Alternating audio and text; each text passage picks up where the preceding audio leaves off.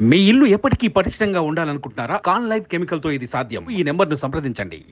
2019 ఎన్నికల్లో ఇక్కడ sitting MLA Anil Kumar Yadav గారి విజయంలో వీపీఆర్ గారి పాత్ర కీలకం, అది అందరికీ తెలుసు సార్. ఓకేనా. అదే అనిల్ కుమార్ యాదవ్ ఈరోజు ఎంపీ అభ్యర్థిగా మీరు బరిలోకి దిగితే టీడీపీ నుంచి వీపీఆర్ని ఓడించడమే తన లక్ష్యంగా పెట్టుకున్నాడట. దానికి తోడు ఇక ఎలాగో వెళ్ళిపోయాడు కాబట్టి వీపీఆర్ బలం గురించి తెలిసిన జగన్మోహన్ రెడ్డి గారు కూడా ప్రత్యేకంగా ఫోకస్ చేస్తూ ఇక వీపీఆర్ గారికి పోటీ అంటే విజయసాయిరెడ్డితో సరిపోతాడని స్పెషల్ ఫోకస్ పెట్టి విజయసాయిరెడ్డి గారిని బరిలోకి దింపారు. మరి అనిల్ కుమార్ యాదవ్ యొక్క పంతము, జగన్ గారి ఫోకస్ ఇన్ని ఉన్నాయి కదా ప్రధానంగా, వీటిని ఛేదించి మీరు ఎలా విజయం సాధిస్తారు? అసలు ఆ భగవంతుడు దయ ఉంది. ఆ భగవంతుడే నన్ను పక్కన పెట్టినప్పుడు ఆయనే చూసుకుంటాడు. ఇది ఒక సమస్య కాదు. ఇది ఆ భగవంతుడికి తెలుసు ఎట్లా మనం ఇతన్ని ముందుకు తీసుకుపోయి గెలిపించాలి. విజయం అతనే చూపిస్తాడు. నాకు అంత నమ్మకం.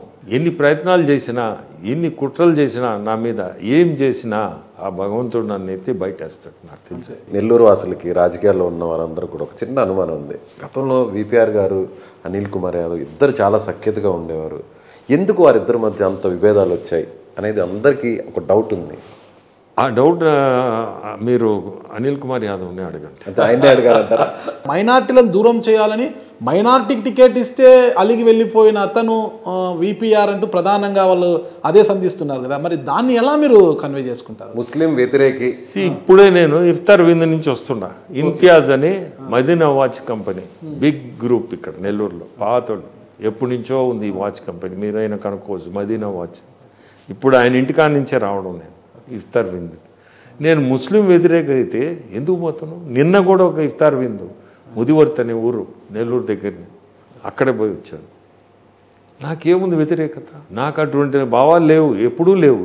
ఎప్పుడు కూడా ఎవరైనా ఎనీబడి సేమ్ అనుకుంటా. ఈ కులం మతం ఎప్పుడు చూడండి నేను. సార్, నాకు తెలిసి మీరు జిడ్డు కృష్ణమూర్తి గారు స్థాపించిన రిషి వ్యాలీ స్కూల్లో, అంటే మన ఆర్సిల్స్ దగ్గర, కురుబలకోట మండలము ఆర్సిల్స్ దగ్గర మీరు చదువుకున్నారు. కానీ అక్కడ చదివిన విద్యార్థులంతా కూడా చాలా డిఫరెంట్గా, వాళ్ళ ఆలోచనలంతా చాలా వైవిధ్యభరితంగా ఉంటాయి, చాలా డిఫరెంట్గా ఉంటారు. అక్కడ నుంచి వచ్చిన స్టూడెంట్ మీరు అక్కడ ఏం నేర్చుకున్నారు? ఈ సమాజం మీద ఎలాంటి అవగాహన పెంచుకున్నారు సార్? నాకు చిన్నప్పటి నుంచి ఒక కోరిక సార్. ఆ స్కూల్ నుంచి నాకు నేర్చుకుంది జిడ్డు కృష్ణమూర్తి అనండి. ఆ స్కూల్ నుంచి వచ్చిన ఇది, ఎప్పుడైనా మనం ప్రజలకి సేవ చేయాలా, నాకు శక్తి ఉంటే పేద పిల్లల్ని చదివించాలా. అది విద్య అనేది నాకు నా మనసులో చిన్నప్పుడే, మనం ఏదైనా అటువంటి విద్య అనేది మనం చేయగలిగితే దాన్ని మించింది లేదు అనేది మనసులో ఉండేది చిన్నప్పటి నుంచి. ఆ స్థాయికి వచ్చిన తర్వాత నేను ఫస్ట్ థింగ్ మా స్కూల్ నుంచే ఒక టీచర్ని తీసుకొచ్చుకొని ఒక స్కూల్ పెట్టాలన్నాను పేద పిల్లకాయలకి.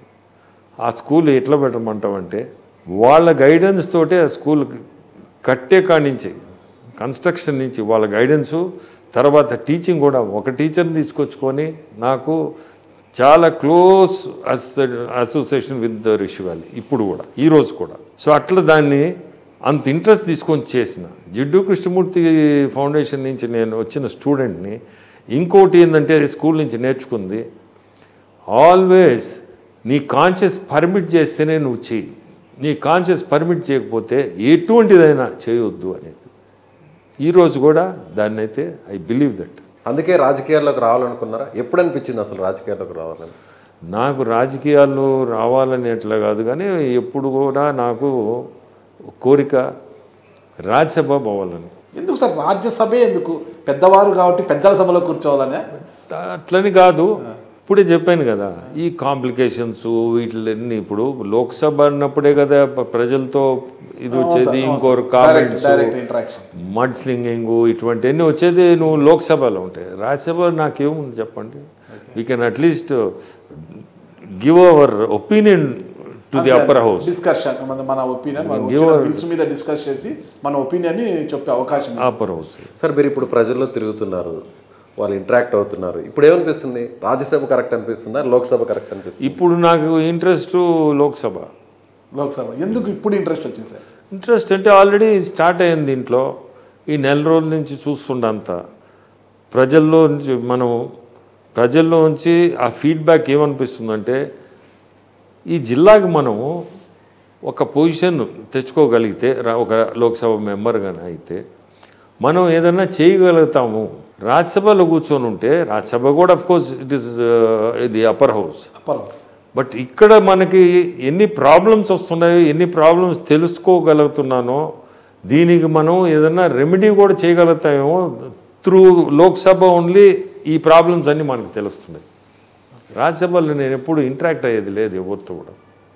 వచ్చేది పోయేది, ఎవరన్నా పిలిస్తే మర్యాదగా చేసేది. మనం ఏదైనా చేయగలిగితే నా ఫౌండేషన్ నేను చేసుకున్నాను, కానీ పెద్ద నేను ఇంటరాక్ట్ కాలే పబ్లిక్తో. సార్ అలాగే చంద్రబాబు నాయుడు గారు ఇప్పటివరకు కూడా నేరుగా ఆ జిల్లాకు ఆ ప్రాంతానికి వచ్చి ఎవరిని కూడా పార్టీలో చేర్చుకోలేదు. ఎవరైనా కూడా అక్కడికే విజయవాడకి వెళ్తున్నారు, ఆయన ఇంట్లోనో లేకపోతే పార్టీ కార్యాలయంలోనో అక్కడ పార్టీలో చేరుతున్నారు. ప్రత్యేకంగా ఎందుకు నెల్లూరుకి వచ్చారు? కేవలం వీపీఆర్ కోసమే వచ్చారా నెల్లూరుకి ఆయన మీరు పార్టీలో జాయిన్ అవుతున్నప్పుడు? ఆ రోజు అతనే ఆయన గొప్ప వ్యూ ఏంటంటే అతని నోట్లోంచి ఆ మాట చెప్పాడు, నేనే వస్తాను మీద, నేనే వస్తాను అంటే. నేను రిక్వెస్ట్ చేశాను అప్పుడు, నేనే వచ్చి నెల్లూరు రమ్మని రిక్వెస్ట్ చేశాను. ఎందుకంటే నెల్లూరు ప్రజలకు కూడా మనం కొత్త పార్టీ చేస్తున్నాం, ఆ బూస్టు ఆ ఇమేజ్ డిఫరెంట్గా ఉంటుందని. ముఖ్యమంత్రి స్థాయి మనిషి, ముఖ్యమంత్రి స్థాయే కదా, 14 సంవత్సరాలు ఆయన ముఖ్యమంత్రిగా ఉన్నాడు. సో ఆయన వచ్చి చేయడం అంటే మనకు కూడా గౌరవం కదా, జిల్లాలో కూడా గౌరవం ఇచ్చినట్టే. ఆయన చాలా గౌరవం ఇచ్చాడు.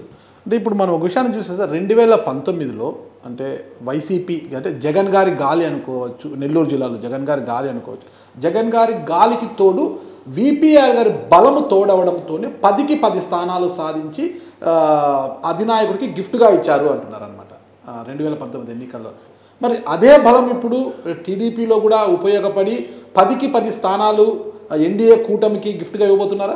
అంటే ప్రయత్నం అయితే 100%. నేను ఏది తీసుకున్నా దాంట్లో డైల్యూషన్ ఉండదు, మనస్ఫూర్తిగా చేస్తా, కష్టపడతా.